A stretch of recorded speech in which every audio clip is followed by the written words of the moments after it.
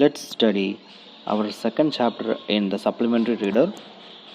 It's a poem, Stopping by Woods on a Snowy Evening, written by Robert Frost. This poem is highly philosophical. More than that, the images of the nature is highly beautifully portrayed in the poem. Let's know about Robert Frost. Robert Frost was a celebrated American poet. He was admired for his depiction of rural life in New England. Frost's poems seem simple on the surface but often explore interesting philosophical questions. Stopping by Woods on a Snowy Evening is a poem that talks about the speaker's desire to leave behind busy civilization for the love of nature. The woods are lovely, but in the end, the speaker must leave them behind as he has many responsibilities to fulfill. Let's see our first stanza of the poem. Whose woods these are, I think I know. His house is in the village, though he will not see me stopping here to watch his woods fill up with snow. In the first stanza itself, we can see the speaker is in the dark, snowy woods. He wants to see the woods fill up with snow also. If we are analyzing first stanza, we can see that there is a clear structure and rhyming scheme and rhyming words of this poem. Let's see which are the ending words in these stanzas. No, though, here, snow are the ending words in this stanza. If you are clearly observing the tone of the word no, though, snow, all these three words ending with the same sound, isn't it? No, though, snow. It has a definite structure and rhyming. In the third line, the ending word is here. No, though, here, snow, isn't it?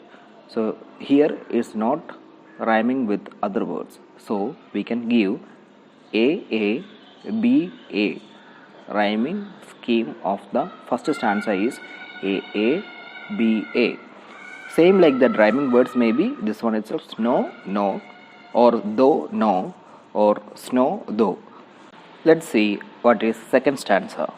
My little horse must think it cure to stop without a farmhouse near, between the woods and frozen lake, the darkest evening of the year.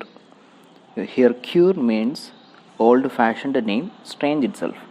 Once again, my little horse must think it cure to stop without a farmhouse near, between the woods and frozen lake, the darkest evening of the year.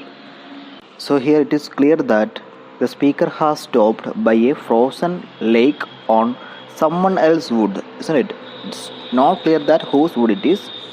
Do you know why has he stopped? It's clear that to enjoy the silence on a snowy winter evening, the darkest of the year, perhaps the 21st of December itself maybe, the winter solstice. In the second stanza also, we can see there is a clear rhyming scheme and rhyming words, isn't it?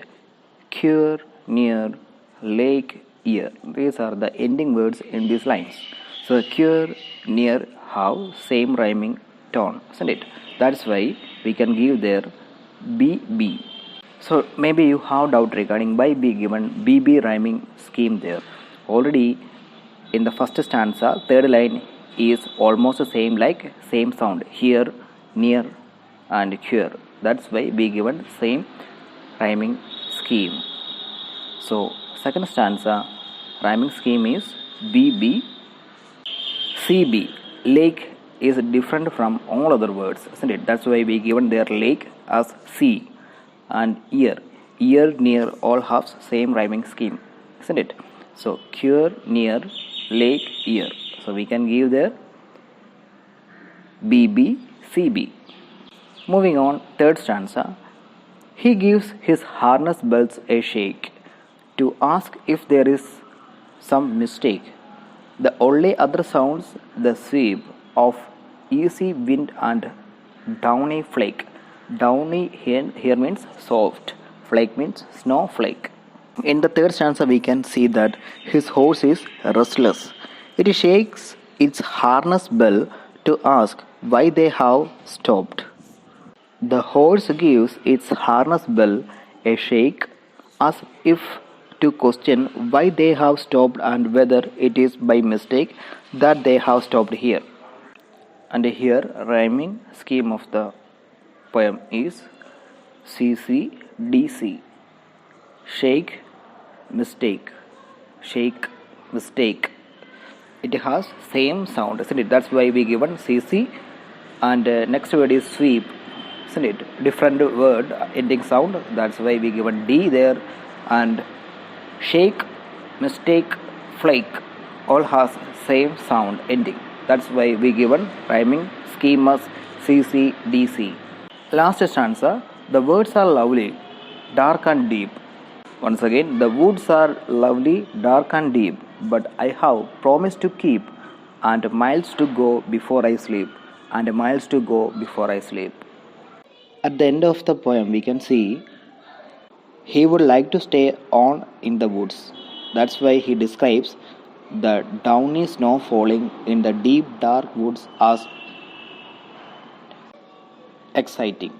Last two lines again describes that he does not stop there. He knows that he has jobs to do and duties to fulfill. The repetition provides the line with a new metaphoric meaning. Miles to go refers to his responsibilities in life and sleep refresh to death. Here one phrase is there, but I have promised to keep. So its meaning is this one: the poet expresses his desire to stay on and enjoy the beauty of woods. But before I have promised to keep suggests a contrast between what comes before and what comes after the expression. But here it's not describes that what was his promises, isn't it? Maybe we can say that the peace the speaker enjoys in the quiet snowy woods suggests that the promises he has to keep may have to do with the hurry and bustle of day life. So in short, in this poem we can see lot of images and a lot of philosophical notes there in the poem. So in short, the poem begins with the speaker wanting to take a moment to pause in a quiet spot to watch the snow falling, admire the beauty of nature and lose himself in the dark woods. The pull of the woods could signify some moments of solitude and the temptation of being free from responsibilities.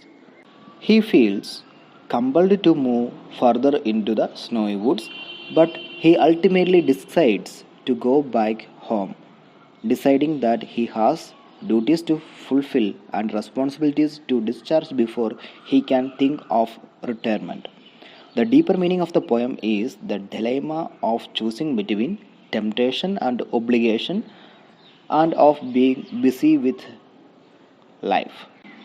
The final paragraph has the speaker talking about the peace, silence, and haunting beauty of the snowy woods. He calls the woods lovely, dark, and deep. In comparison, his life back home is hectic and very stressful, and he doesn't find time for himself.